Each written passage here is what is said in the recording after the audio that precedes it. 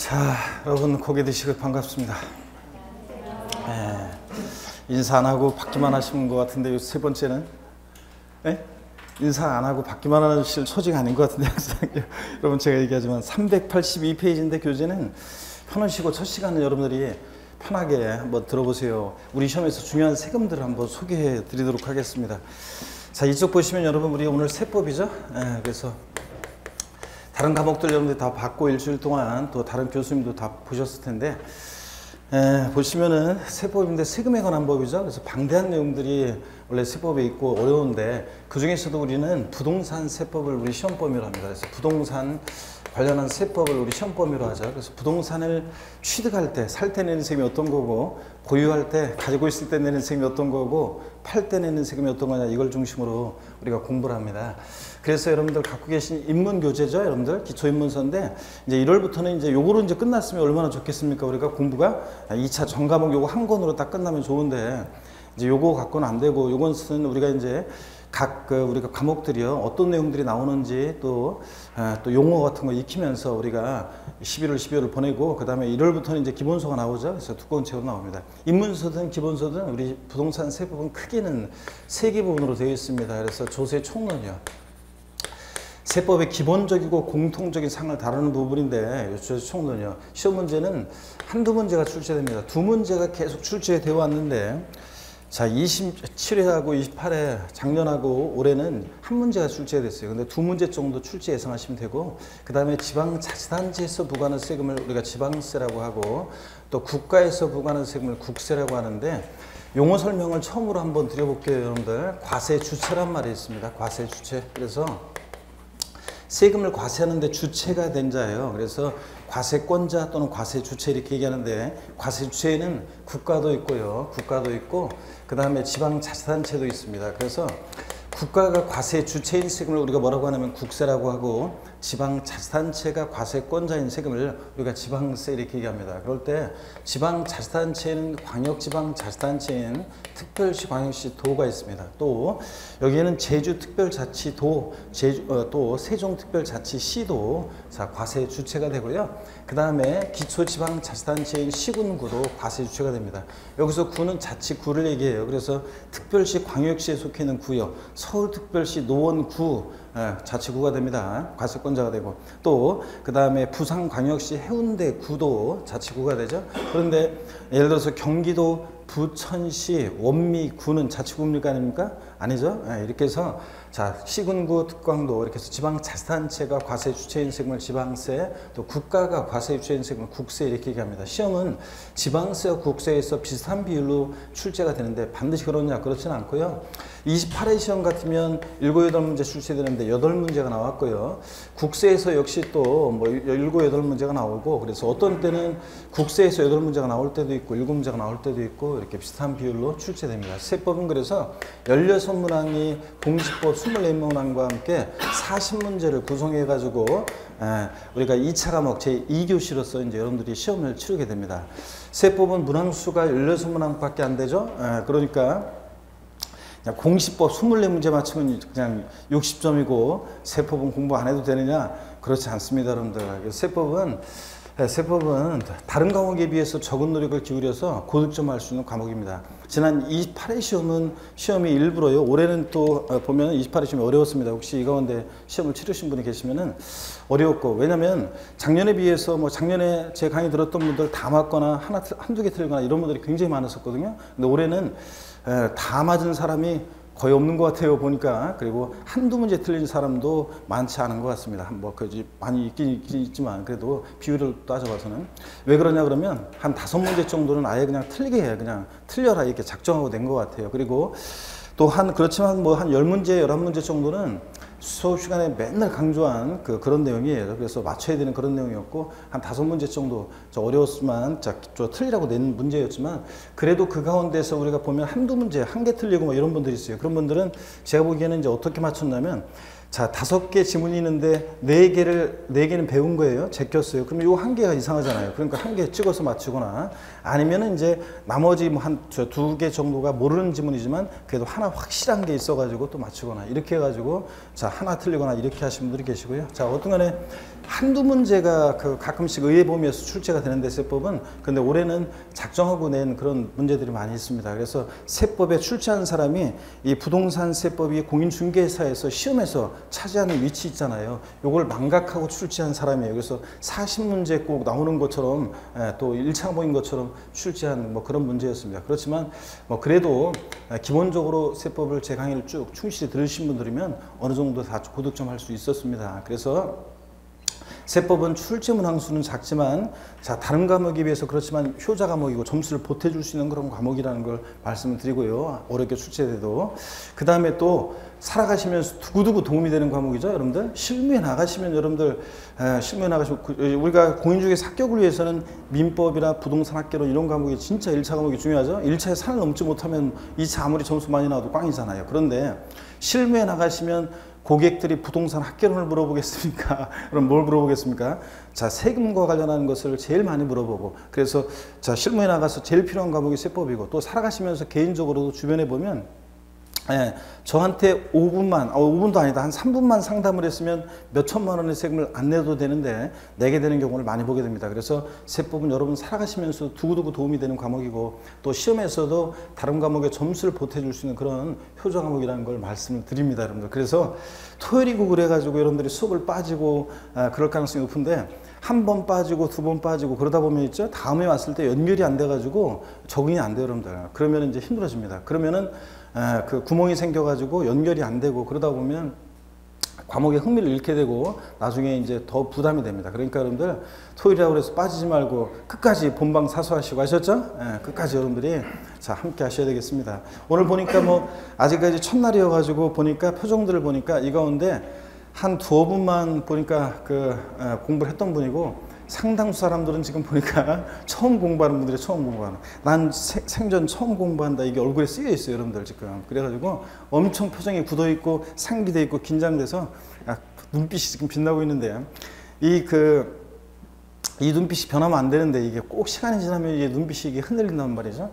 내년 이제 12월 이제 연말이 되고 그러면은 그럼 또 이제 파장 분위기로 간단 말이죠. 그랬다가 1월 달이 되면 이제 각오를 새롭게 해가지고 올해 열심히 한번 공부해 보자. 그래서 1월 첫 주 되면 이제 수강생들이 꽉 차면서 눈빛들이 막 빛나고 의욕이 불탑니다. 그런데 2월 달에 이제 자 남녘에서 이제 봄바람 불고 있죠. 그 다음에 이제 꽃들이 이제 막 피어나기 시작하면서 슬슬 이제 봄이 움트면은 2월 말 되잖아요. 그러면 또 이제 해이해지고 3월 되면 다시 또 첫 주에 되면 또 힘내서 공부하자고 각오를 다지다가 4월 달에 진짜 복숭아꽃, 살구꽃, 아기진달래 막 피잖아요. 그럼 이제 또 흔들려요. 또 매년 그런 패턴이 반복됩니다. 그랬다가 5월 달 돼서 이제 공부 좀 한번 해보겠다. 이제 진짜로 이제 그러면 그때는 이제 힘들어집니다. 이제 그때부터 내용들이 어려워져 가지고 힘들어집니다. 그런데 제일 좋은 것은 처음부터 여러분들 있잖아요. 처음부터 어떤 수강생 이런 분이 있어요. 하루 10시간씩 공부하면 되나요? 저렇게 상담하는 분들 계시는데 하루 10시간씩 공부할 수 있는 분이면 있잖아요. 지금 여기서 환불해 가세요. 자, 아직까지도 10시간씩 공부할 수 있는 분이면 우리 사회에 시험에 뭐 사법시험에 폐지됐지만 다른 고시라든가 여러 가지 있잖아요. 도전할 것들이 많이 있어요. 그런 분들은 고시에 도전할 분들이지 중개사 공부할 분들이 아니에요. 하루 10시간씩 어떻게 공부해요, 여러분들이. 그래서 대개는 그거는 이제 공부만 전념해서 할 수 있는 청춘들이나 그렇게 할 수 있는 거지 여러분들은 그렇게 할 수 없잖아요. 또 체력도 안 되고. 그래서 공부는 수업 시간에 열심히 듣고 수업 시간에 구경하시면 안 돼요. 그래서 수업 시간에 이렇게 보면은 구경하는 분들이 있어요. 50대, 60대 분들이 이런 말씀을 많이 하셔요. 교수님, 저는 들으면 수업 시간에는 잘 이해가 되고 알겠는데요. 이상하게 문만 열고 나가면 이상하게 다 까먹고 막 그래요. 그런데 돌아서면 잃어버리고 막 그러거든요. 그래서 제가 돌아서지 마시고 문 열고 나가지 마세요. 네, 그런 얘기 하는데 여러분들이요. 왜 그런 현상이 생기냐면 되게 구경을 많이 하셔요. 이렇게 수업 시간에 이렇게 구경해요. 이렇게. 구경하다 가시면 들을 때는 대충 알겠는데 나가시면은 생각이 안 나요. 집에 가서 책 펴보시면 이게 생각이 안 난단 말이죠. 자, 수업 시간에는 공부를 하셔야 돼요, 여러분들. 공부를. 그래서 인강 수강생분들도 이런 분들이 있어요. 그냥 인강 틀어놓고 다른 일 하면서 그냥 소리만 듣고 구경만 하고 있어요. 소리만 들으면서. 그러면은 안 됩니다. 공부를 하셔야지. 그래서 여기서 같이 이제 여러분들이 뭐 줄 긋을 땐 같이 줄 긋고, 그 다음에 외울 게 있으면 수업 시간에 같이 하시고, 이렇게 하는 게 좋습니다. 공부를 하시다 가셔야지. 그래서 3시간, 뭐 4시간 공부를 하시고, 그 다음에 이제 수업 시간에 공부하다 가시고, 그 다음에 이제 하루에 수업 끝나고서 한두 시간씩만 배운 내용을 여러분들이 한번 훑어볼 수 있다. 그러면 자, 수업 시간까지 포함해서 한 5시간, 6시간 하루에 공부하는 거예요, 여러분들이. 그렇기 때문에 그렇게만 꾸준히 공부하시면 나중에 초여름쯤 돼가지고 다른 사람들 막 어렵다고 막 힘들어하고 그럴 때 본인은 편안하게 공부할 수 있고, 자, 그 다음에 이제 여름에 있잖아요. 여름에 그 장렬하는 막 장대 같은 햇빛이 쏟아지는 어느 날 다른 사람들은 힘겨워하고 그럴 때 나는 자, 혼자 공부하다가 빙그레 웃으면서 합격을 예감할 수 있습니다. 난 올해 합격하겠구나, 이런 예감을 할 수 있단 말이죠. 그러니까 저 초반에 그렇다고 무리할 필요도 없고, 여러분들이요, 수업 시간에 들으시면서 조금씩만 계속 이 과정을 빠짐없이 따라가시면 됩니다. 그래서 저희들 지금 교수진 다 봤지만 여러분들이요, 여러분들을 그 합격의 길로 인도할 수 있는 충분한 능력과 그런 것들을 갖춘 분들이 계속 저희들을 그 합격의 길로 인도한단 말이죠. 여러분들 그 길을 끝까지 저희들과 동행하면서 같이 손잡고 따라오시면 됩니다. 아셨죠, 여러분? 그러면 되는 거지. 그 의심하지도 말고. 제가 항상 얘기합니다. 세법은 여러분들이 혹시 올해 뭐 세법 어렵게 나와가지고 완전히 망치고 막 힘들고 그런 분들이 계시다 그러면, 자, 여러분들 세법은 저와 함께 1년 동안 공부하시면은 처음엔 이제 즐거워요. 때로는 또 힘들 때도 있어요. 그렇지만 여러분들 저와 끝까지 가시면 반드시 세법은 제가 구원해 드리도록 하겠습니다, 여러분. 예? 아무 반응이 없구만. 이런 구원의 소식을 여러분께 전하는데도. 그래서 세법은 반드시 제가 구원해 드릴 것이고, 끝까지 함께 하신 분은 구원해 드릴 것이고, 그래서 내년에 여러분들 세법 고득점하면서 합격할 수 있도록 제가 도와드리겠습니다. 자, 어떤 간에 여러분들이요, 이런 요 얘기도 한번 본격적으로 우리 시험에서 중요한 세금 한번 소개하기 전에 요 얘기부터 먼저 드리고 가야 되겠네요. 아까 그 수업 시간에 구경하지 마시고 공부하시고 그런 것들을 말씀드렸는데, 제가 예전에 대구에서 있죠. 대구에서 제가 원래 그 경상도 전라도 이쪽은 저 강의를 안 갑니다. 왜냐하면 너무 멀어가지고 안 가는데, 이쪽 그 대구에 딱 1년 한 번 강의 간 적이 있어요. 예전에 1년 강의 간 적이 있는데, 그 대구 처음 딱 내려가지고 야, 막 그냥 경상도 대구 미인들 많다고 하잖아요. 그래가지고 봤는데 대구 여기 이쪽 분들 죄송하지만 뭐든지 서울이 최고 낫긴 낫더라고.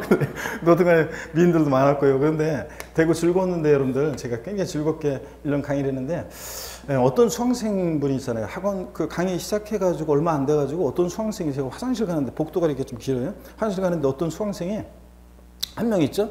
뭘 중얼중얼 하면서 뭐 이러면서 중얼거리고 돌아다니더라고요. 그래서 제가 야, 이거 대구까지 내려왔더니 수강생이, 대구에 있는 수강생이 약간 좀 뭔가 약간 이상한 사람도 있구나, 이런 생각을 했어요. 그런데 계속 그러면서 돌아다니더라고요. 그 다음에도 보면. 그랬었는데 제가 대구에서 대구에서 수강생분들하고 그 밥 멤버를 구성해가지고 돌아가면서 저 포함해서 한 번씩 밥을 사면서 이제 밥 한 번 사면 한 2달은 그냥 지나가는 거죠. 그래서 즐겁게 보냈어요. 밥 먹고 대구 여기 수성못이라고 있는데 거기 가서 오리보트도 타고 수강생분들하고 팔공산도 구경하고 굉장히 좋았거든요. 그런데 저희들 멤버에 이제 어떤 진이라는 어떤 수강생을 좀 소개하려고 합니다. 자. 이 수강생이 이제 바로 그런 수강생이었어요. 이렇게 돌아다니는 수강생. 저는 이상하게 생겼었는데 어떤 수강생이 늦봄쯤 돼 한 5월달인가 6월달 돼가지고 어떤 수강생이 그러더라고요. 교수님, 저 수강생이 우리 학원에서 1등이에요. 이렇게 얘기하더라고요. 여러분, 학창시절에 60명 중에 1등이면 공부 잘하는 거죠? 180명 중에 1등이면 아주 대단한 거죠, 여러분들. 그런데 이 수강생이 재수생들을 제끼고 처음 공부하는 수강생인데 재수생들을 제끼고 1등, 그 학원에서 1등을 한다고 하더라고요. 그래서 내가 깜짝 놀라가지고 막 이러고 돌아다니는데, 그래가지고 저 신기하다 그렇게 생각했는데, 이 진희 씨가 저희들 밥 멤버에 합류하게 돼가지고 같이 밥을 먹는 데 있죠. 제가 물어봤어요, 처음 만나서. 아니, 난 진희 씨 처음에 만나는데 난 정신이 좀 약간 좀 이상한 줄 알았어. 왜 뭐 이렇게 굶어보면서 왜 이렇게 돌아다녔냐 그랬더니, 그 수강생 진희 씨는 있죠. 수업 시간에 듣고 있죠. 수업 시간에 막 그 수업 시간에도 막 공부하고, 그 다음에 딱 끝나잖아요. 그러면 쉬는 시간에 바로 전 시간에 배운 거 그 복도 그 화장실 가면서 바로 그냥 외우면서 이렇게 다닌 거예요, 여러분들.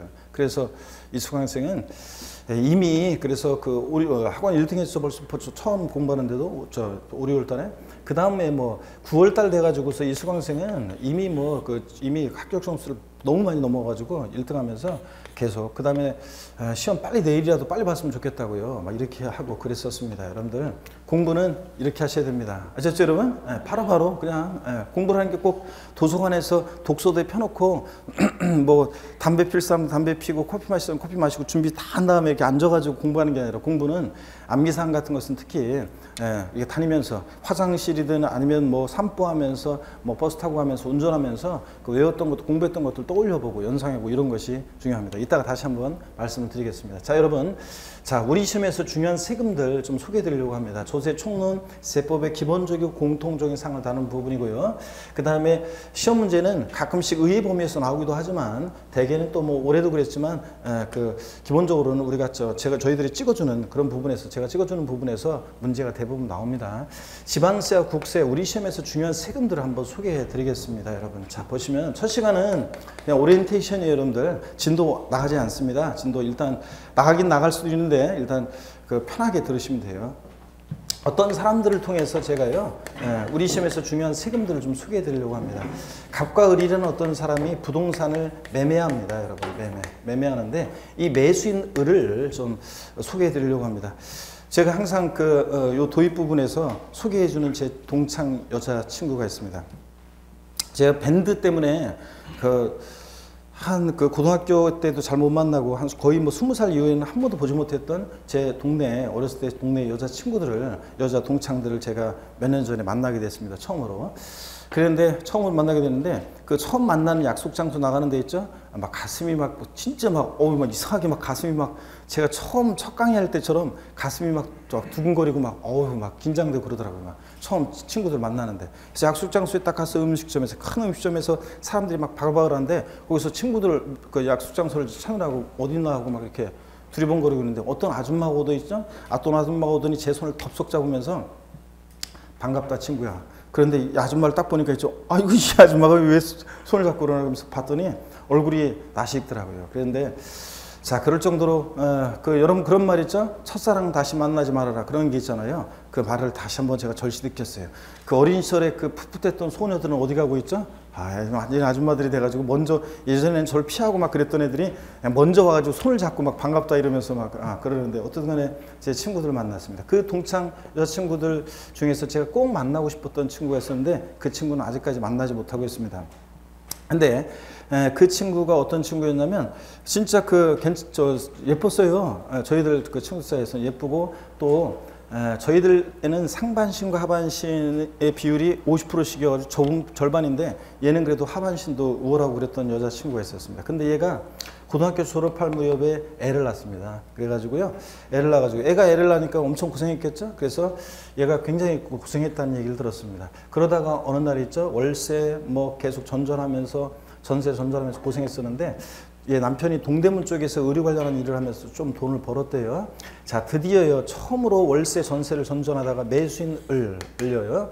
자, 갑이라는 사람으로부터 부동산을 매매로 취득하게 됩니다. 사게 됩니다. 그럴 때 매매한다 그러면 우리가 보세요. 매매한다 그러면 우리가 흔히 두 사람 만나서 계약금을 치르고 중도금을 치르고 잔금을 치르고 또 소유권 이전 등기하는 과정을 거치잖아요. 흔히. 자, 이런 과정을 거칠 때 매수인 을려가요. 자, 갑한테 매도인 갑한테 계약금, 중도금, 잔금을 치렀어요. 근데 소유권 이전 등기는 아직 안 돼 있어요. 자, 그래도 매수인 을은요, 등기 이전까지는 안 됐어도 잔금을 치렀을 때 잔금을 치른과 동시에 등기 전에 필요한 서류 넘겨받고 열쇠 받죠? 자, 그랬을 때 이 을려는요, 이 부동산을 갑으로부터 사실상 취득했다 이렇게 봐요. 자, 그래서 나중에 이제 사실상이란 말이 어떤 의미인지를 계속 보게 될 건데요. 등기 안 됐어도 등기 없이도 이렇게 생각하시면 돼요. 등기 전 안 됐어도 잔금 받아서 치렀을 때 사실상 취득했다고 봐서 이 부동산이 만약에 자 4억짜리 부동산이다 그러면 네가 4억짜리 부동산을 취득할 만큼 조세를 부담할 수 있는 능력이 있겠구나. 그래서 이 취득자 을에게 부과하는 그런 세금이 있습니다. 자, 잔금 치렀을 때 이 매수인 을려는 어떤 세금을 내겠습니까, 여러분? 에? 취득세. 여러분들이 다 알고 있는 이 쉬운 얘기를 갖다가 제가 빙빙 돌려가지고 어렵게 얘기하고 있습니다. 이런 표현들 여러분들이 이제 공부하게 될 건데요. 자, 취득세 다시요.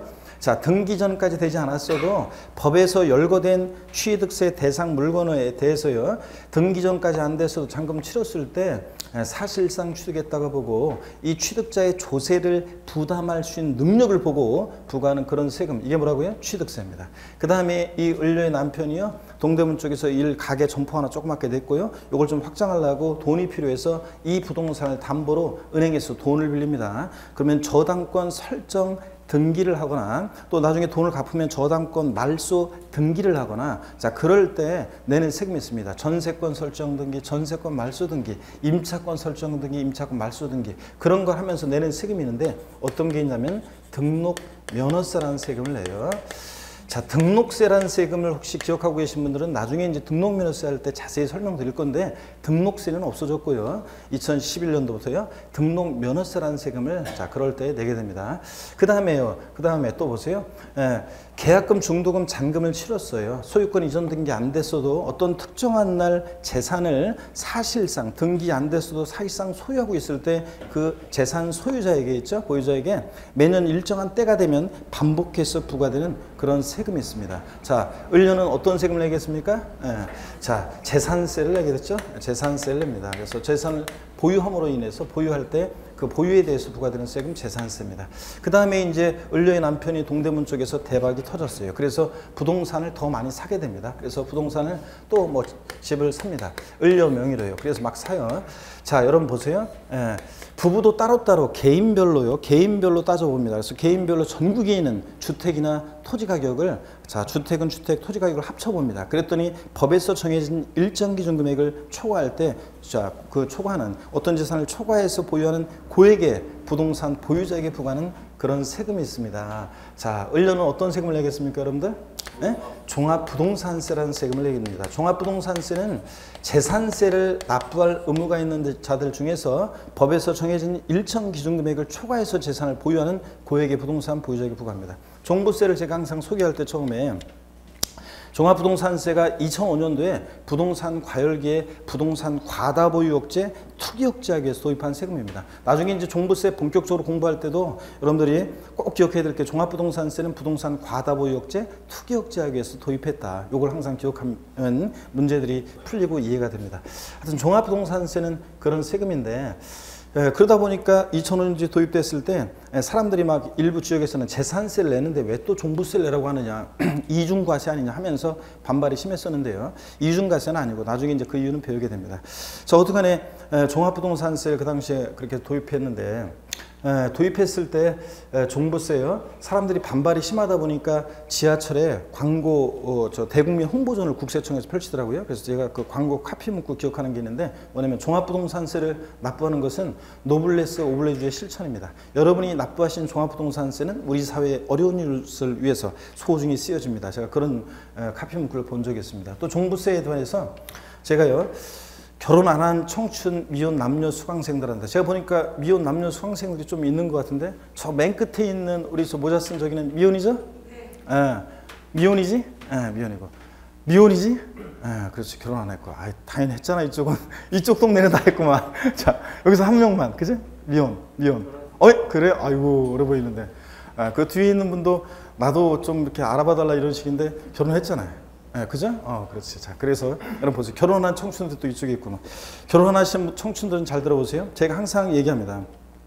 만약에 어떤 둘이 사귀는데 남자 쪽 입장에서 봤을 때 이 여자가요. 내가 생긴 게 얘가 좀 다른 건 다 괜찮은데 생긴 게 내 기준에 좀 딸려요. 그럴 때요. 물어보세요. 야, 니네 집은 종합부동산세 내냐? 물어봐. 그랬더니 종부세를 낸대. 그러면 그냥 결혼하시면 돼요. 자, 그래서 왜냐면 살다 보면은 생긴 거는 그게 그 얼굴이 그 얼굴 된다고. 처음에는 연애할 때나 눈을 보면서 서로 얘기하고 막 그러지. 나중에 살다 보면 오랫동안 살다 보면 나중에 식탁 있죠? 식탁에서 밥 먹으면서 식탁에 밥 먹고 있는데 뭐라고 얘기를 하면 얼굴을 볼 일이 없어요. 반찬을 보면서 뭘 먹을까 이런 생각하면서 대화가 이어진단 말이에요. 그러니까 얼굴 따지지 말고 처갓집이 종부세를 낸다는 것은 종합부동산세를 낸다는 것은 한국 사회에서 중산층 이상이라는 얘기예요. 그러니까 그 처갓집이 중산층이다 이상이다 그러면 든든합니다. 그러니까 일단 결혼하라고 얘기하고. 근데 여성분들한테도 제가 항상 얘기해요. 사귀다가 이 오빠가 다 괜찮은데 키가 있잖아요. 키가 내가 원하는 사이즈에 좀 못 미쳐. 그럴 때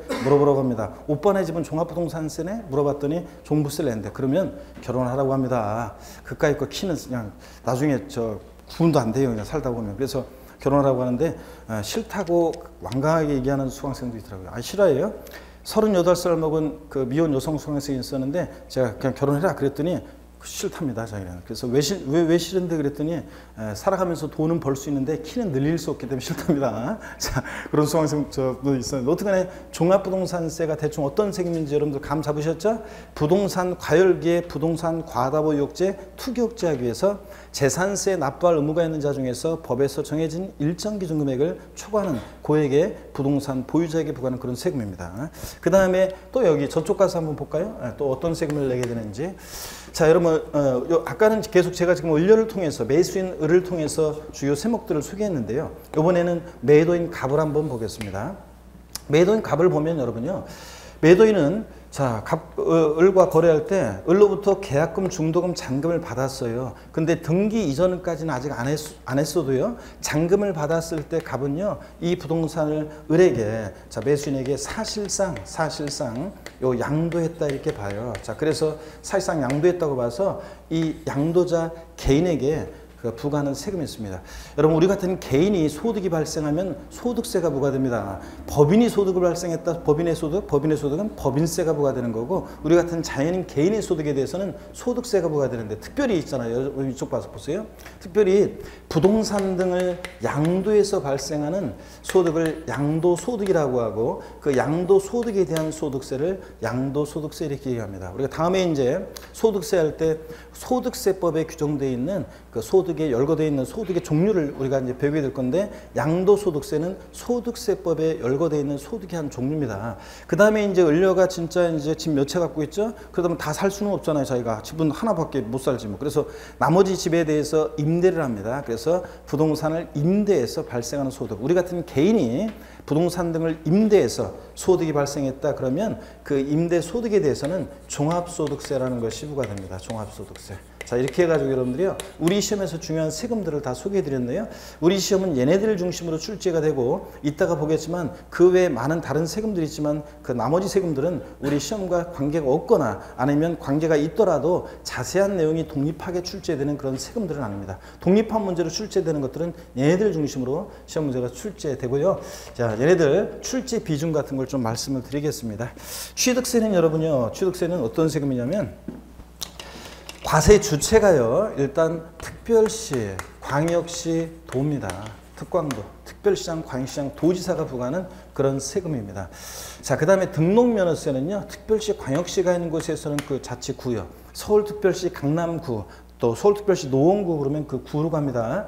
자, 그 다음에 또 등록면허세는 도가 있는 곳에서는 도가 과세권자, 과세 주체가 됩니다. 그래서 예를 들어서 뭐 경기도 만약에 부천시 그러면 경기도로 돈이 가는 그런 세금입니다. 구세고 도세인 그런 세금입니다. 그래서 딱 보니까 취득세하고 등록면허세는 둘 다 도세네요. 그래서 우리가 도가 과세 주체라 흔히 얘네들을 우리가 도세라고 얘기합니다. 근데 특별시, 광역시에서는 차이가 나네요. 그래서 취득세는 특별시, 광역시에서 특별시, 광역시가 과세 주체가 되는데, 등록면허세는 특별시, 광역시에서는 자치 그 구가 과세 주체인 세금입니다. 시험에 또 이렇게 나온 적도 있어요. 26개 시험 때인가요? 자, 다음 중 특별시세인 조세가 아닌 것은, 그래서 그 당시에 정답이 어떤 거냐면 등록면허세가 특별시세가 아닙니다. 그렇죠, 여러분들? 아이고, 얘는 그 특별시에 속해 있는 구가 과세 주체인 그런 세금입니다. 특별시 광역시세가 아니고요. 그 다음에 재산세는 과세 주체가 시군구입니다. 시장구청장. 그래서 시군구가 과세 주체가 되고요. 그래서 얘네들은, 자, 과세 주체가 지방자치단체잖아요. 그래서 얘네들을 우리가 뭐라고 하냐면 지방세라고 합니다. 그래서 지방세고, 지방자치단체에서 부과하는 세금들. 지방세는 이따가 보겠지만 많은 세금들이 있어요. 그 중에서도 우리 시험은 이렇게 취득세와 등록면허세, 재산세를 중심으로 시험 문제가 이제 출제가 되고요. 종합부동산세부터는 국가가 과세 주체인 세금이기 때문에 국세고, 얘네들은 과세 주체는 관할 세무서장이 됩니다. 그래서 관할 세무서장이, 국세니까 관할 세무서장이 과세 주체가 되고요. 그래서 국세에도 많은 세금들이 있지만 그 중에서 우리 시험은 종합부동산세와 양도소득세 등을 중심으로 시험 문제가 출제가 되고요. 출제 비중 말씀드린다고 그랬죠. 자, 여기 보시면 취득세는 시험 문제가 선언 문제가 출제가 돼요. 선언 문제가 출제되고, 자, 그 다음에 등록면허세는 한두 문제가 출제되는데, 등록면허세는 계속 한 문제가 출제되어 왔어요. 계속 한 문제가 출제되다가 28회 시험만, 자, 지난 28회 시험만, 2017년도 28회 시험만 두 문제가 출제가 됐습니다. 이건 예외적인 거고, 그동안 계속 한 문제 출제됐고, 29회 시험도 한 문제 출제 예상하시면 되고요. 재산세는 세 문제가 고정적으로 계속 출제가 되고 있고요.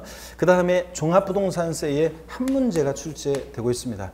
등록면허세하고 종합부동산세는 출제 비중이 낮죠. 한 문제 정도밖에 안 나와요. 그렇다고 해서 한 문제 그까이 거 그냥 통과 안 한다 이런 분들이 계시는데, 여러분 지금 28회 시험을 치고 나서 한 문제 때문에 두 문제 때문에 떨어져 가지고 지금 분노를 삼키고 지금 억울해 가지고 그냥 제가 어제 그저께 요번에 시험을 치른 사람들이 모여가지고 저희 교수진 어떤 곳에서 초청해가지고 제가 점심 먹으러 갔었어요. 갔더니 그곳에서 이제 한 문제 때문에 떨어지고 그런 사람이 있는데, 그러니까 1차는 합격했는데 2차는 지금 한 문제 걸려 있어요. 한 문제 걸려 있는데 그 한 문제 때문에 막 많이 울었대요. 시험 본 날도 울고, 맞춰보고서 울고, 그 다음에 계속 울고, 거의 뭐 그 생각만 어떻게 하다가 다른 생각 잊으려고 막 TV를 계속 켜놓고 하루 종일 TV만 보고 잊으려고 막 다른 일 하다가 문득 그 생각이 나면 한 문제 그 시험이 떠오르면 눈물이 왠지 모르게 주르르 흐르고, 진짜요. 자다가 그냥 딱 자다가도 문득 딱 잠이 깨가지고 그 생각만 떠오르면 눈물이 나고 그런다고 하더라고요. 그래서 야, 뭘 그렇게까지 하냐. 내년에 합격하면 되지. 그런데 그 한 문제 때문에. 왜냐면 막 그런 얘기가, 내가 그 한 문제에서 자기가 이제 답을 고친 게 있대요. 그거만 안 고쳤으면 합격인데, 내가 그 문제를 조금 잘못 읽었었는데 문제만 제대로 읽었으면 합격인데, 막 그런 생각하면서 잠을 못 자는 수험생들이 전국에 엄청 많습니다. 한두 문제 때문에 떨어진 사람들이. 그래서 등록면허세하고 종합부동산세요. 28회 시험에서 세법은요, 이 등록면허세하고 종합부동산세가 어렵게 출제되지 않는 그런 거예요. 등록면허세도 한 문제는 전통적으로 출제됐던 그런 형식의 문제가 나왔고, 연락에 강조한 내용이어서 무조건 맞춰야 되는 문제 한 문제가 나왔고, 또 한 문제가 이제 좀 헷갈리는 문제가 나왔습니다. 좀 깊은 내용이. 종합부동산세는 아예 그냥 틀리라고 이번에 작정해서 낸 문제가 나왔고요. 그래서 아주 깊은 내용이 나왔어요. 그런 것들은 내년에도 강의하지 않습니다. 어쩔 수 없어요. 우리가 세법이 16문항 출제되고 2차 과목인데 그런 것까지 맞추려고 공부를 한다는 것은 비효율적이기 때문에 공부하지 않습니다. 그래서 나머지 지문들로 유추해서 맞출 수 있으면 되는 거고지, 정답 지문은 굉장히 종부세가 깊은 내용이 나왔는데, 자, 어떤 간에 그렇지만 이번에는 예외적인 거고, 대개 등록면허세하고 종합부동산세는 그렇게 어렵지 않게 출제돼요. 그래서 적은 양을 공부해서 한 문제 맞출 수 있습니다. 그러니까 포기하는 세목이 아니고요. 그 다음에 양도소득세 있잖아요. 양도소득세에서는 시험 문제가 대여섯 문제가 출제됩니다. 그래서 대여섯 문제가 출제되고, 종합소득세는 부동산 임대업을 중심으로 해서 여기서 한 문제가 계속 나오다가 또 한 2년 안 나오다가 올해 28회 시험에서는 또 한 문제 나왔는데 틀리라고 내는 문제가 또 나왔어요. 그래서 종합소득세 한 문제. 근데 양도소득세가 대여섯 문제가 되게 출제가 됩니다. 자, 여러분, 우리 시험에서 어떤 세금이 제일 중요합니까, 여러분? 네? 그렇죠. 딱 보니까 양도소득세가 시험에서도 제일 많이 출제되고 실무에서도 제일 중요합니다. 고객들이 뭘 제일 많이 물어보겠습니까? 양도소득세가 제일 중요합니다. 그 다음으로 중요한 세금이 뭐냐면 취득세입니다, 여러분. 그 다음으로 중요한 세금이 취득세고요. 취득세가 이제 그 다음으로 중요하고, 취득세가 지방세 중에서는 어찌 보면 제일 어렵고요. 취득세를 잘 정복해 놓으면 나머지 세금들에 대한 공부가 쉬워집니다. 여러분, 우리 부동산 세법이라고 했는데요. 취득세하고 등록면허세는 부동산을 취득할 때 내는 대표적인 그런 세금입니다. 취득세, 등록면허세는 우리가 부동산 살 때 내는 대표적인 세금이고요. 재산세하고 종합부동산세는 부동산을 보유할 때, 가지고 있을 때 내는 그런 대표적인 그런 세금이고요. 그 다음에 양도소득세는 당연히 부동산을 처분할 때, 양도할 때 내는 대표적인 세금입니다. 그래서 우리는 아까 제가 세법의 방대한 내용들 속에서 우리는 뭐라고요? 부동산 세법이라고 그랬습니다. 그렇죠? 부동산을 취득할 때 내는 취득세, 등록면허세, 부동산을 보유할 때 내는 재산세, 종합부동산세, 팔 때 내는 양도소득세를 중심으로 시험 문제가 출제되고요, 여러분. 자, 그러면 이걸 보면서 예선 기출문제 하나 물어볼게요, 여러분들. 자, 이걸 보면서 한번 대답해 보세요. 우리 지금 강의는 하지 진도는 나가지 않았지만 한번 물어보겠습니다. 다음 부동산 보유 단계에서 부과되는 국세는 1번 취득세, 2번 등록면허세, 3번 재산세, 4번 종합부동산세, 5번 양도소득세. 몇 번입니까? 부동산 보유 단계에서 부과되는 국세 어떤 겁니까? 네, 그렇죠, 여러분들. 종합부동산세에 자 부동산 보유 단계에서 부과되는 국세 종부세입니다. 근데 그 당시에도요 이 어이없이 쉬운 문제를 갖다가 틀린 사람들이 상당수 있었어요. 왜 틀렸냐? 부동산 보유 단계에서 그러니까 끝까지 국세는 했었는데 그냥 그 끝까지 안 보고 그냥 아싸 그냥 재산세 그냥 찍고 넘어간 사람도 있었는데 제산세는 부동산 보유 단계에서 부과되는 뭐예요? 지방세입니다, 여러분들. 자 이렇게 해서 구별하시고요. 자 어떻간에 취득시, 보유시, 양도시 부과되는 중요 세금들을 다 소개해 드렸고요. 그 다음에 이제 우리가 조세 총론으로 이제 드디어 들어가게 됩니다. 조세 총론이요. 자 그래서 조세 총론 한두 문제를 출제되는데 교재는 382페이지를 여러분 펴놓으시고 자 본격적으로 한번 진도를 나가는데 고개를 드시고요, 여러분들. 자 목 운동부터 스트레칭을 이제 세법 시간에는 스트레칭을 가끔씩 하는데 자 어떻게 하냐면 처음에는 자 이렇게 합니다. 목 운동부터 이렇게 합니다, 여러분들. 자, 예, 목 운동부터. 아이고, 자, 반대로도 돌리시고, 예. 허리도 좌로, 예, 우로 돌립니다, 여러분들. 예. 기지개도 뒤로 화끈하게 제끼시고요. 예. 아이고, 좋습니다, 여러분들. 자, 날씨가 뭐 갑자기 이제 또 추워졌죠. 예, 그래가지고 제가 어젯밤에 날씨가 갑자기 막 추워지고 이런 걸 막 추워져. 엄청 춥더라고, 밤에. 그래가지고 제가 무슨 생각이 들었냐면, 야, 토요일 날 수업인데다가, 첫 수업이 토요일인데 또 날씨가 또 대다시 추우니까, 아유, 참 많이 빠지겠구나, 이런 생각을 했습니다, 여러분들. 자, 앞으로 이 정도 뭐 추위인 건, 뭐 추위는 이제 추위도 아니죠. 이제 본격적인 겨울이 오고, 아무리 눈 내리고, 나중에 아무리 폭풍우가 치고 그런다 할지라도 본방사수하시기를 꼭 당부드립니다, 여러분들. 자, 그 다음에 여기 한번 보시면요. 우리 시험에서 조세 총론, 자, 어떤 거냐? 조세 총론은 아까 얘기 드렸어요. 세법의 기본적이고 공동적인 사항을 다루는 부분인데, 한두 문제 출제되는데, 두 문제 정도 출제 예상하시고요. 자, 조세 총론은 여러분 보세요. 지방세 기본법이라는 법을 그 바탕으로 해요. 지방세 기본법. 지방세 기본법이 뭐냐면 지방세를 부과하는데 기본적이고 공통적인 사항을 다루는 그런 법입니다. 또 지방세 징수법. 자, 그 다음에 또 국세 기본법. 국세를 부과하는데 기본적이고 공통적인 사항을 다루는 법이고요. 또 국세 징수법. 이런 것들을 바탕으로 해서 조세 총론이 구성이 되어 있습니다. 근데 내용이요 엄청 방대합니다. 많은 내용들이 있어요. 근데 우리 세법이 아까도 말씀드렸다시피 1차 과목이고 40문제가 출제되면 여기 샅샅이 공부해야 되겠지만 또 상대평가면 샅샅이 공부해야 되겠지만 우리 절대평가고 2차 과목에서 세법 출제 비중을 봤을 때 이런 것을 이 법의 많은 내용들을 우리가 샅샅이 공부할 수는 없고요. 찍어서 공부합니다. 자, 조세 총론에서 어떤 걸 공부하냐면 처음에는 조세의를 공부해요. 조세의. 조세라는 게 어떤 거냐 이걸 보는데 이거는 그냥 처음에 세법 공부할 때 기초입문과정에서 그냥 한번 보는 거예요. 그래서 이해를 돕기 위해서 기초입문과정에서만 제가 이따 조세의를 읽으면서 쭉 설명을 드리고 이제 그 다음에 1월달 되면은 1월, 2월달 이제 기본서 나오면은 그때는 조세의는 제가 요거는 그냥 그 시험에서 의미가 있는 내용 하나만 살짝 설명드리고 그리고 넘어가는 부분입니다. 조세의 분류를 또 공부해요. 자, 세금을 이렇게 저렇게 분류해요. 처음에는 용어를 모르기 때문에 조세의 분류가 좀 어렵게 느껴질 수도 있지만 뭐 별거 아닙니다. 조세의 분류를 통해서 우리가 각 세목들의 특징을 파악하게 되는데 조세의 분류는 시험에서 출제가 되는 그런 부분입니다. 조세의 분류. 그 다음에 또 여기 봅니다, 여러분들. 일단 책 안 넘기셔도 돼요. 제가 아까는 여러분들이 보니까 책을 안 넘기시더라고요. 제가 다른 곳에서 이번 벌써 강의가 이미 시작된 곳들이 있는데 강의 시작하면서 제가 그 어떤 곳에서는 있죠. 자, 우리 부동산 세법인데 크게 세 기본으로 되어 있습니다. 조세, 총론, 지방세, 국세 크게 세 기본으로 되어 있습니다. 그러니까 책 넘기는 소리가 확 들리더라고요.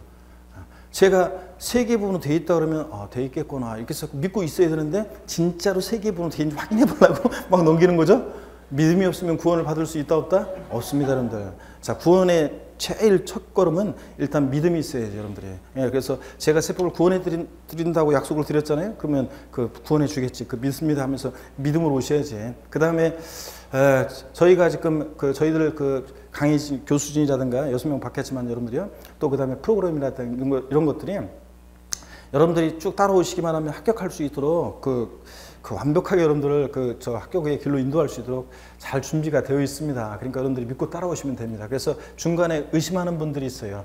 우리 공인중개사는 꼭 보면 그래요. 공무원 강의는 보면 있죠. 공무원 강의할 때 보면 청춘들이 공무원 강의는 자기들이 못 알아듣고 부족하면은 그러면 바로 예습을 합니다. 자기 머리를 탓하고 막 예습해서 따라오려고 막 수업을 따라오려고 엄청 노력을 하면서 따라옵니다. 근데 공인중개사는 바로 못 알아듣잖아요. 바로 저희들을 원망합니다. 바로 강의를 어떻게 하길래 말이야 내가 못 알아듣고 말이야 점수가 안 나오고 이러면서 이렇게 하는데 여러분들 자 그래서 세기번호 되겠다 그래서 이렇게 하면 믿어야 되는데 여러분들 지금 막 책 넘기시는데 안 넘기셔도 돼요. 자 이따가 다 이제 표시해 드리고 또 이것도 계속 다음 순환에도 말씀을 드릴 겁니다. 조세 분류는 그래서 처음에 조세 분류를 통해서 여러분들 용어를 익히시고 세목들의 특성, 특징을 이제 파악하게 될 거고요. 그 다음에 징수 방법이라는 게 있어요. 여러분 징수 방법. 이 징수 방법이라는 게 뭐냐면 이 세금은 어떻게 징수가 되느냐. 어떤 세금은 있잖아요. 가만히 있으면 세금을 내라고 납세 고지서라는 것이 날라와요. 자, 그런데 어떤 세금 가만히 있으면 안 돼요. 우리가 자진해서 세금을 계산해서. 자, 아까 과세 주체 용어 설명드렸죠. 세금 납부할 의무가 있는 자, 납세 의무자라고 하고 우리 같은 납세 의무자는 세금을 계산해서 또 어떤 경우에는 세금을 과세 주체에게 신고하고 납부해야 되는 그런 세금도 있습니다. 그래서 이 세금은 어떻게 징수가 되느냐. 이게 이제 시험에서 직접적으로도 중요하고 간접적으로도 중요합니다. 여러분들 징수 방법. 그리고 여기서 이제 보세요. 세금을 언제까지 신고하고 납부하라고 했는데 납부하지 않아요. 또 어떤 세금은 세금을 내라고 납세 고지서가 날라왔는데 그 언제까지 세금 내라고 했는데 세금을 안 내요. 자 그러면 제재를 받겠죠. 어떤 제재를 받느냐. 가산세와 또 가산금이라는 제재를 받습니다. 그래서 가산세는 뭐고 가산금은 뭔지 이런 것들을 또 배우게 되고 독립화 문제로 나온 적도 있고 또 최근에도 또 종합문제 속에서도 나오기도 하고요. 그래서 가산세, 가산금에 관한 것도 기본적으로 알고 계셔야 됩니다. 자, 또 그 다음에 보시면 우리 세금 납부할 의무 있죠. 납세 의무, 납부할 의무. 납세 의무는 일정한 경우에 이게 성립을 하고요. 성립된 납세 의무는 이게 확정이 되고 또 확정된 납세 의무는 소멸하는 그런 과정을 거쳐요. 그래서 이 납세 의무 성립 확정 소멸에 관한 부분 제가 28회 시험 전에요. 제 강의 혹시 이제 인강 수강생들 중에는 들은 분들이 계시는데 제가 성립 확정 소멸 부분에서는 무조건 올해 한 문제 나온다고 그랬습니다.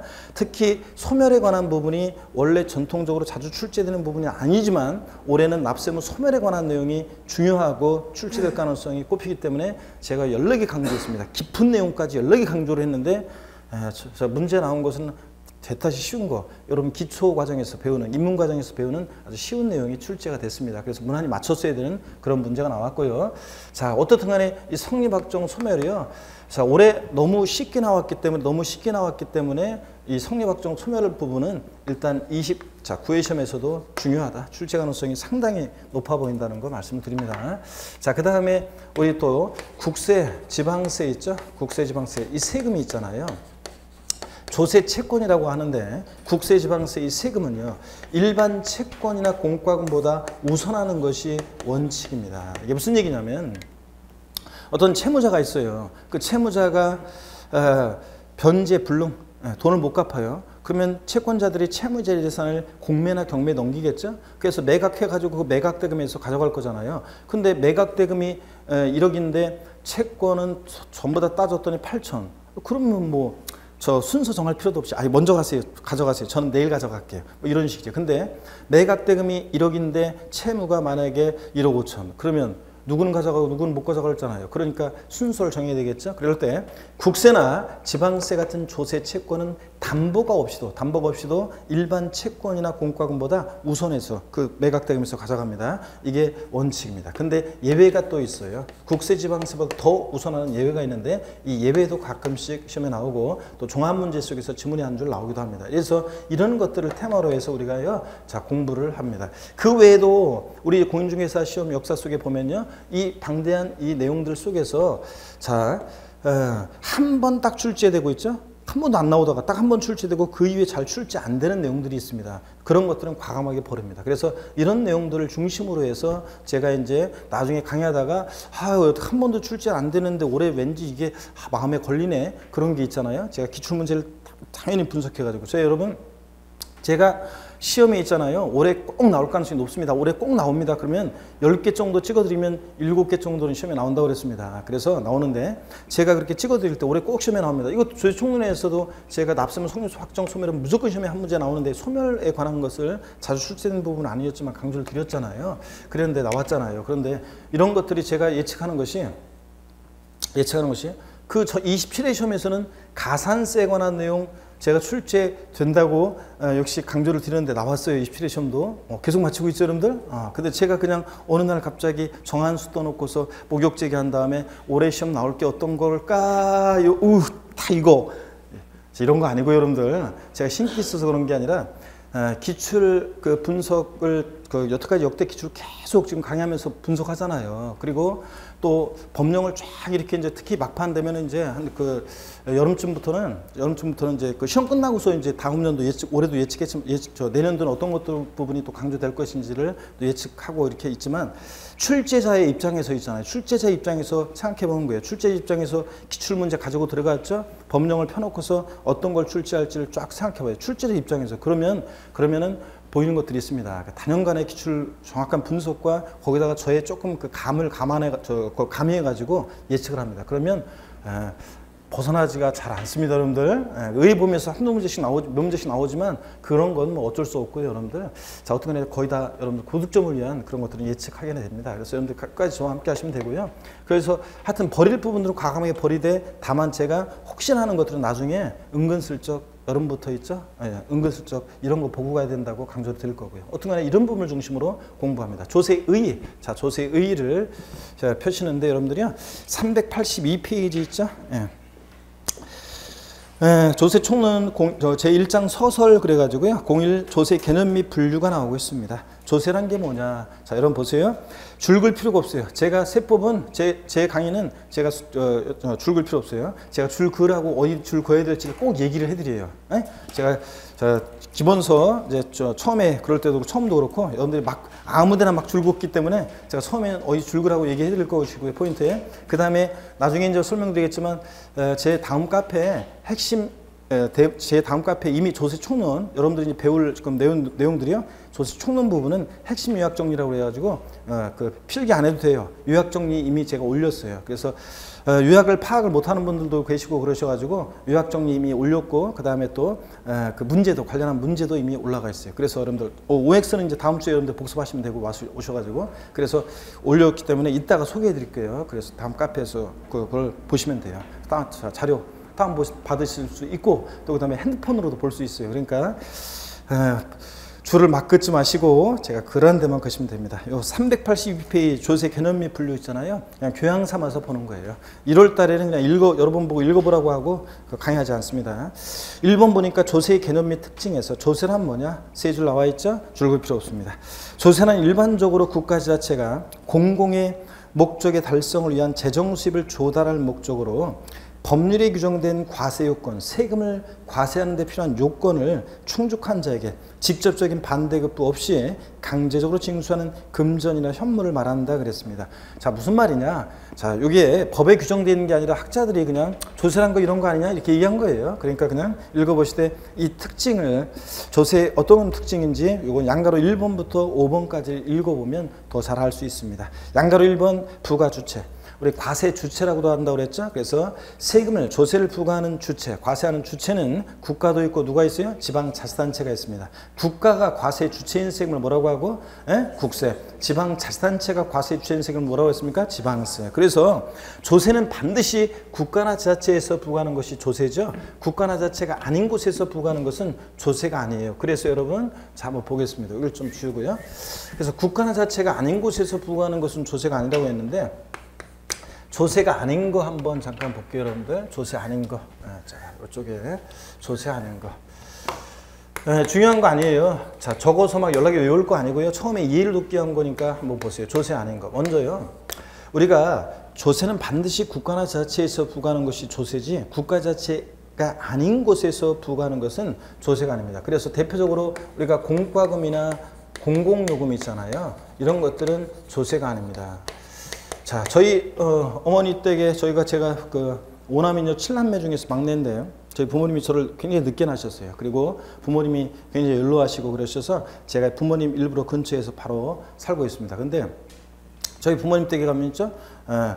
어떤 때는 날씨가 이렇게 쌀쌀해졌잖아요. 그러면 보일러 좀 켜시고 이렇게 좀 따뜻하게 계셔야 되는데 안 켜고 계세요. 제가 아이고 따뜻하게 지내시라고 하면은 아유 가스세 많이 나오고 뭐 전기세 많이 나오고 막 이렇다고 안 하신대요. 전기세, 가스세 이거 잘된 표현이에요, 잘못된 표현이에요? 잘못된 표현이죠. 전기요금, 가스요금, 수도요금 이렇게 해야지. 자, 우리가 한국전력공사라든가 뭐 수항공사라든가 도시가스 주식회사라든가 그런 데서 부과하는 것은 국가나 자체가 아닌 곳에서 부과하는 공과금이나 공공요금은 조세가 아닙니다, 여러분. 자, 조세는 반드시 어디서 부과해야 돼? 국가나 지방자치단체에서 부과해야 합니다.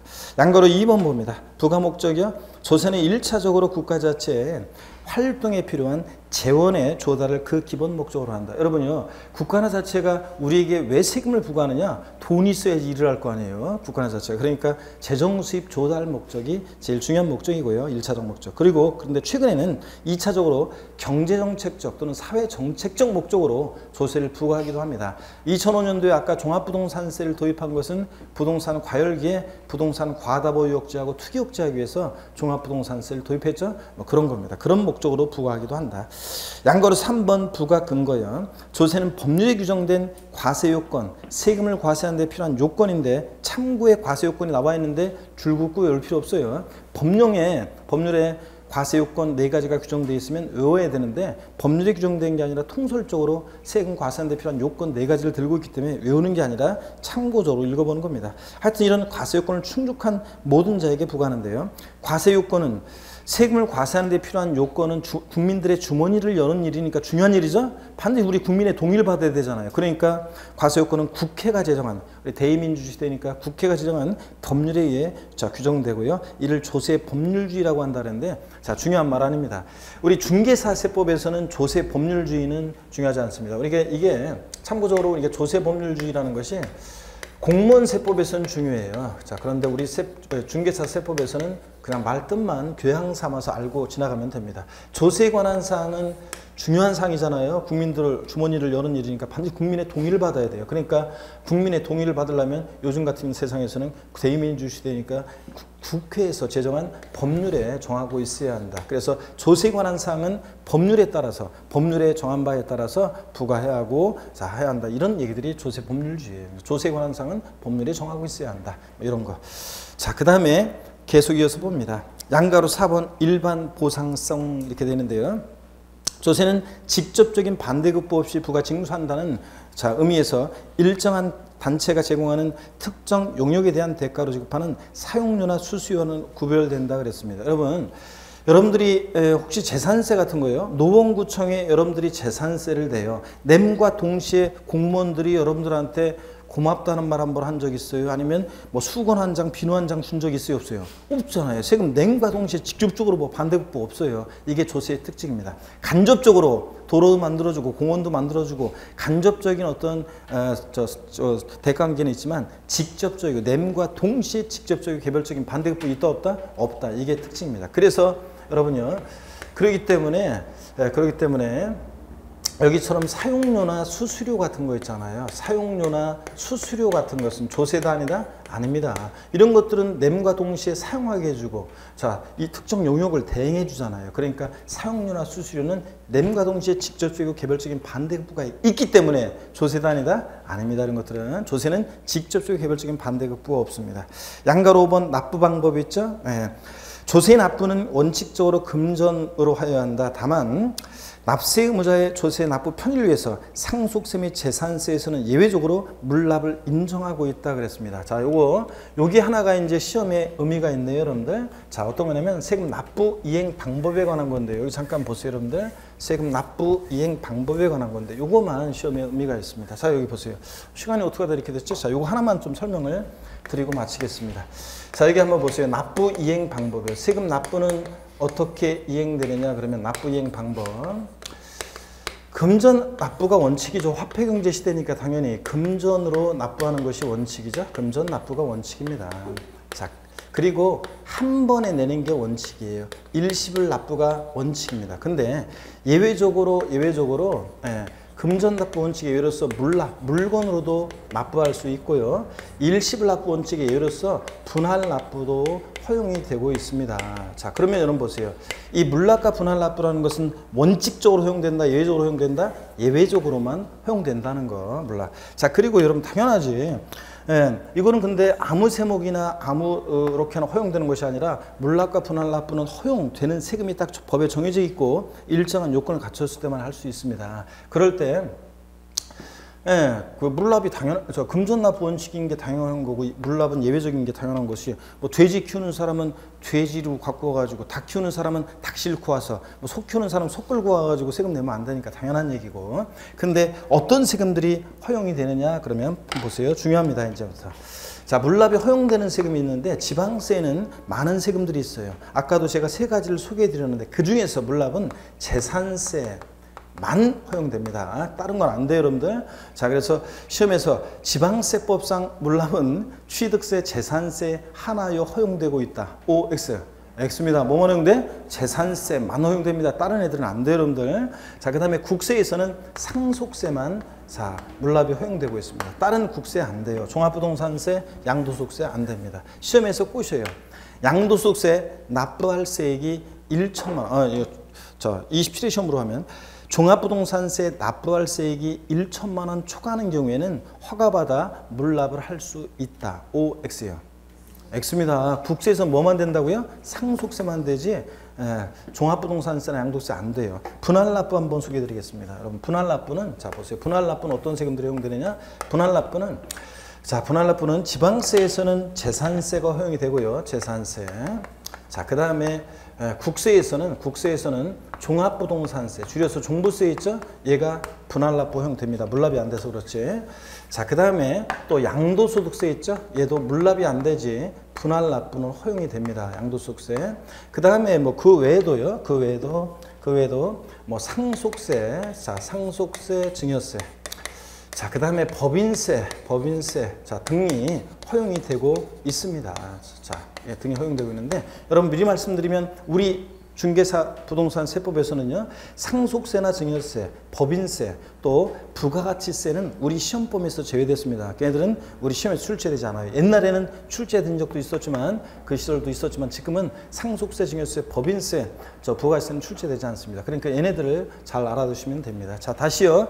오늘 첫 시간에 제가 오늘 여러분 오리엔테이션 하면서 자, 우리 시험에서 중요한 세금들을 소개해 드렸습니다. 자, 그래서 부동산, 우리 세법이죠? 부동산 취득할 때는 어떤 거? 취득세, 등록면허세. 보유시에 부과되는 어떤 거? 재산세, 종합부동산세. 팔 때는 어떤 거? 양도소득세. 그래서 중요한 세금들 소개해 드렸고 출제 비중 말씀을 드렸고요. 또 그 다음에 우리 조세의에서 다른 건 다 교양이고 요거 하나 세금 납부 이행 방법으로서 자, 물납과 분할납부는 원칙적으로 허용돼요? 예외적으로 허용돼요? 예외적으로만 허용된다. 물납, 자, 금전납부 원칙으로서 물건으로 납부하는 건데 허용되는 세목, 지방세에서 어떤 것만? 재산세만 허용되고 다른 거 안 돼요. 국세에서는 물납 뭐만 허용된다? 상속세만 허용되고 또 분할납부, 일시불납부 원칙으로서 분할납부는 허용되는 세금들, 지방세에서 어떤 거? 재산세. 국세에서 어떤 거예요? 종합부동산세, 그리고 양도소득세 등이 허용되고 있다더라. 이렇게 아시면 됩니다. 자, 그러면 마지막으로 질문 하나 드리고 첫 시간을 마치는데 자, 지방세법상 물납과 분할납부가 모두 허용되는 조세로 옳게 짝지어진 것은 이렇게 문제가 나오면 뭐만 고르셔야 돼?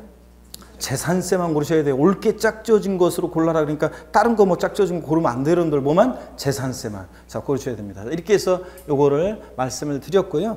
우리 교재 그래서 양가로 5번 납부 방법을 봅니다. 조세의 납부는 원칙적으로 금전으로 하여야 한다. 다만 납세무자 조세 납부 편의에서 밑줄입니다. 상속세 및 재산세에서는 예외적으로 물납을 인정하고 있다. 밑줄 짝이요. 그리고 좀 더 자세하게 제가 물납과 분할납부 허용되는 세목들을 소개해 드렸습니다. 383페이지 조세 용어의 정의는 있죠? 요거는 나중에 볼 거고 일단 어디로 가시냐면 386페이지 3조세 분류 여기부터 잠시 쉬었다가 이어서 소개해 드리겠습니다. 잠시 쉬겠습니다, 여러분.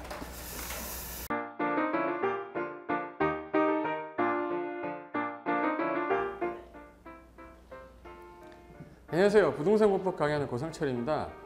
지금 현재 우리가 이제 공부를 하다 보면은 가끔가다 이제 자료를 좀 편하게 좀 보고 싶은데 우리가 일일이 출력을 하거나 할 수가 없기 때문에 제가 이제 SNS에서 바로 자료 다운받아서 스마트폰에서 바로 볼 수 있게 자료 다운 받는 방법하고, 그리고 필요한 플레이, 예를 들어서 동영상도 볼 수 있게 밴드를 만들어 놓은 게 있는데요.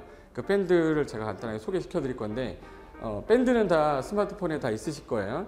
그럼 이제 제가 하는 거는 안드로이드로 하는 거기 때문에 만약 아이폰 갖고 계신 분들은 그냥 똑같이 밴드만 하나 만드시면 돼요. 밴드 이제 플레이스토어에서 다운 받으신 다음에, 자, 이거 눌러요.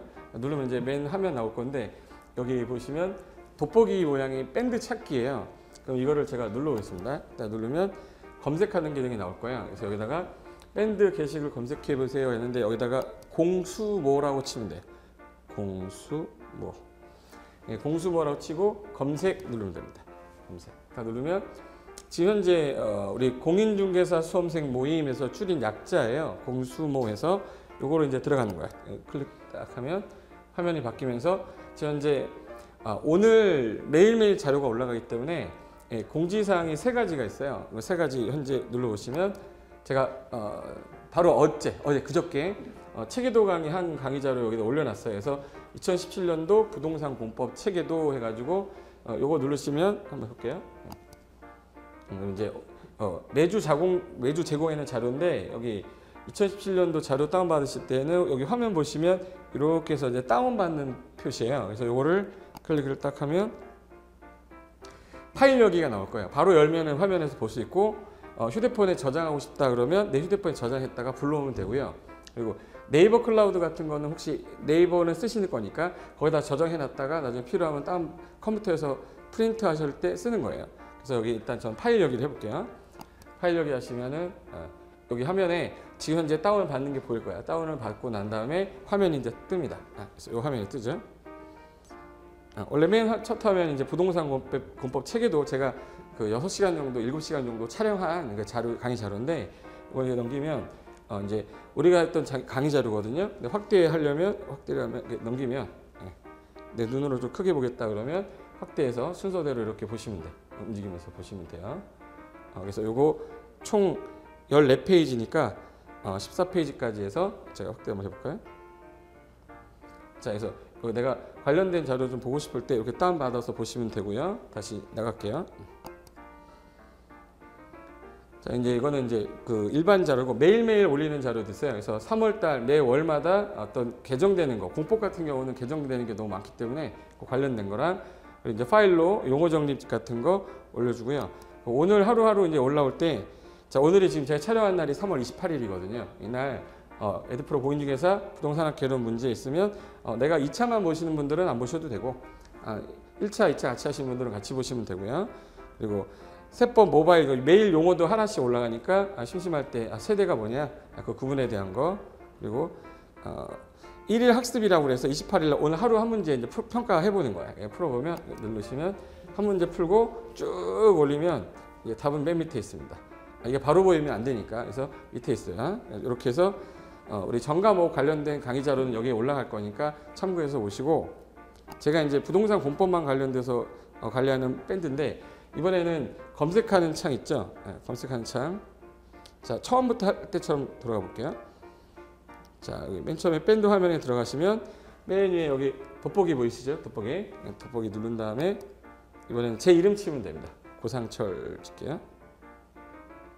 자, 치면 밴드가 2개가 나오는데, 이거는 제가 이제 실무 중개업을 하시거나 토지 투자하시는 분들 대상으로만 모아놓고 하는 거고요.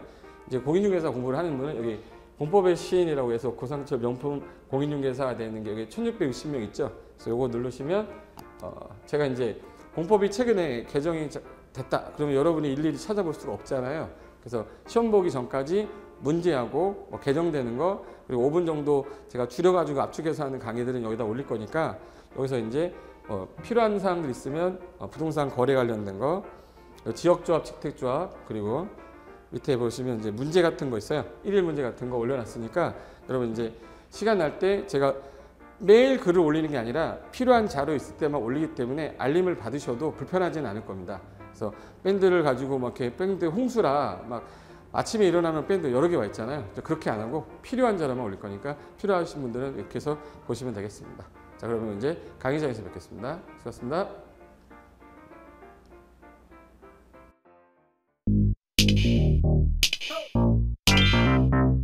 검색하던 창으로 다시 오셔서 자격증을 딴 후에 내가 뭐 상가, 예를 들어서 상가 중개라든지 예를 들어서 토지 중개 또는 아파트 중개하기 위해서 여러 가지 소식을 좀 많이 받으셔야 되는데, 실질적인 자료는 365 부동산 스터디라고 그래요. 그래서 약자로 365 부스라고 치시면 됩니다. 365 부스 하시고 검색을 누르시면 이제 365 부동산 스터디 365 부스라고 해서 띄어쓰기 하셔야 돼요. 그래서 요거 클릭을 하시면 지금 현재 제가 자료 하나 올려놨는데, 최근에 국토부에서 주차정법을 개정했어요. 그래서 중개하시다 보면은 새로 개정되는 소식을 자기가 일일이 찾을 수 없기 때문에 저기 이런 데서 들어와서 밴드 소식 계속 받으시면 남들보다는 또 실전에 좀 더 도움이 되지 않을까 해서 운영하는 거고, 대부분의 전문가 중에서 유명하신 전문가분들이 다 모여 계시니까 여기서 잘 활용하시면 자격증도 따고 그 다음에 이제 실무에서도 도움이 되는 밴드니까 그렇게 좀 간단하게 소개 좀 드렸습니다. 자, 그러면 밴드에서 뵙겠습니다.